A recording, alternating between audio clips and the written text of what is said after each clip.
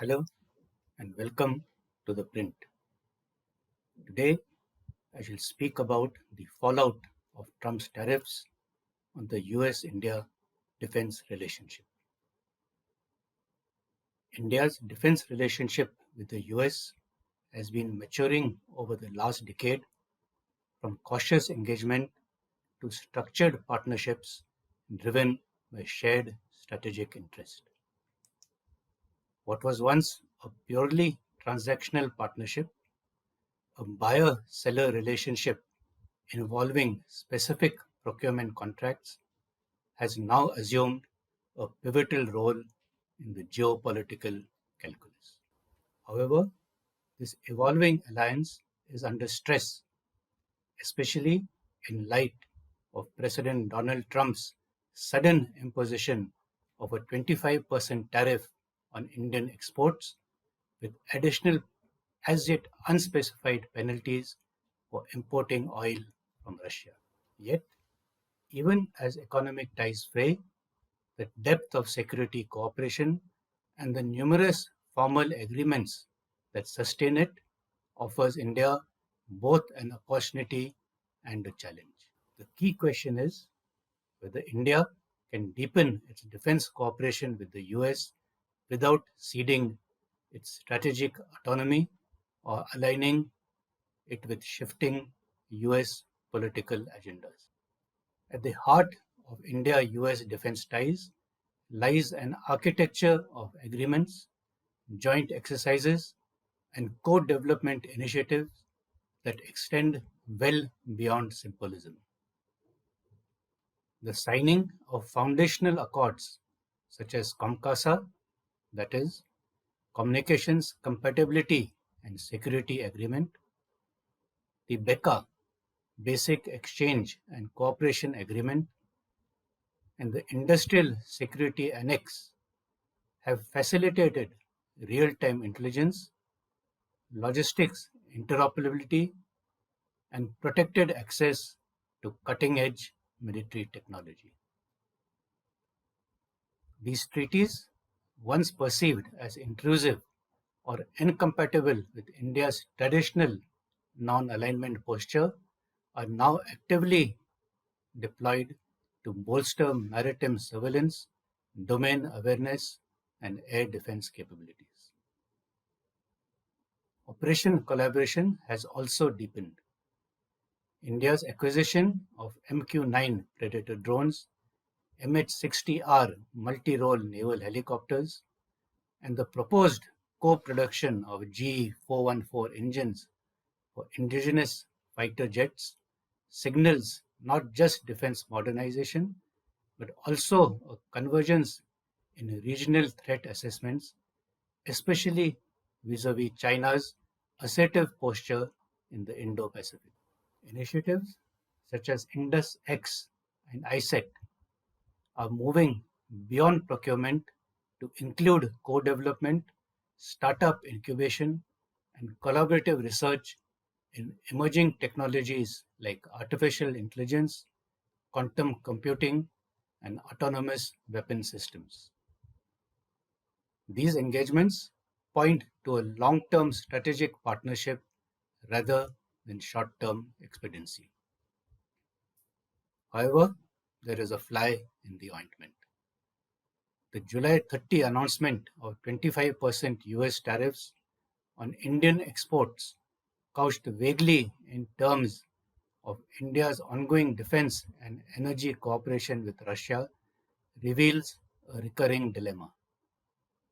How stable and reliable is US strategic posture and unconditional support when tested by their domestic political imperatives or ideological shifts like MAGA, Make American Great Again?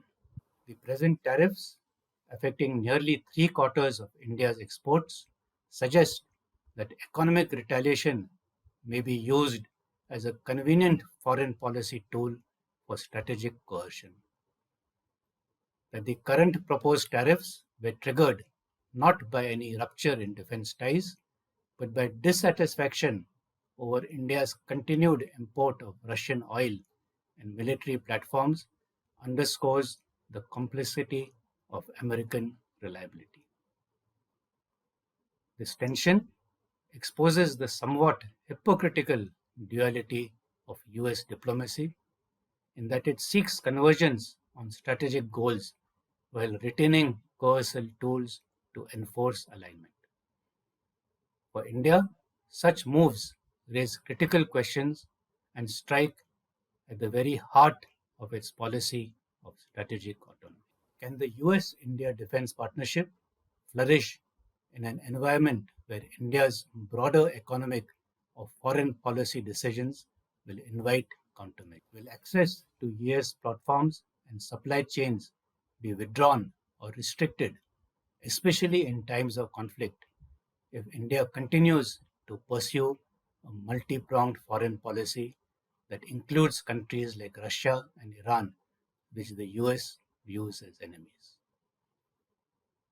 The answer to these questions probably lies in separating the institutional depth of security cooperation from the dynamic volatility arising out of political posture. Unlike trade, which is often driven by electoral considerations and domestic imperatives like MAGA, defense collaboration is sustained by bureaucratic processes, institutional memory, and mutual threat recognition. The US Defense and State Departments and India's Ministries of Defense and External Affairs operate on longer timelines and are often shielded, though not immune, from the ups and downs arising out of political turnarounds.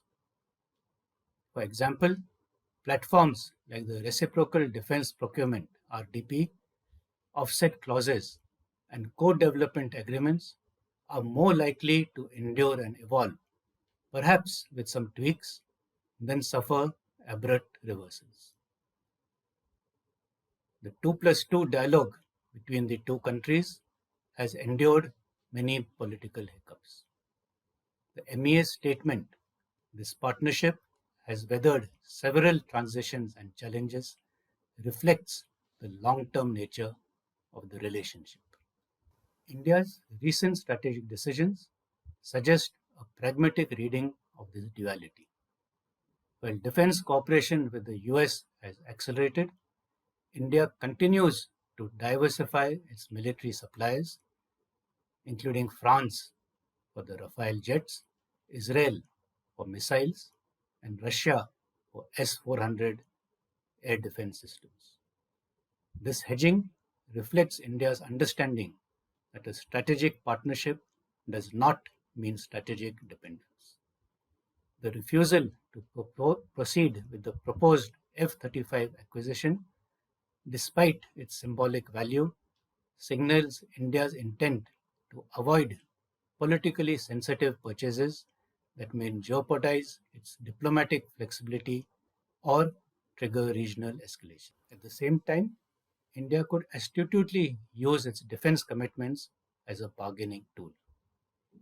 By advertising possible future purchases from additional Predator drones and GE 414 engines to naval platforms as strategic inducements, India has levers to secure tariff concessions, obtain market access, and reduce regulatory barriers in trade negotiations with the US. The trade off is clear.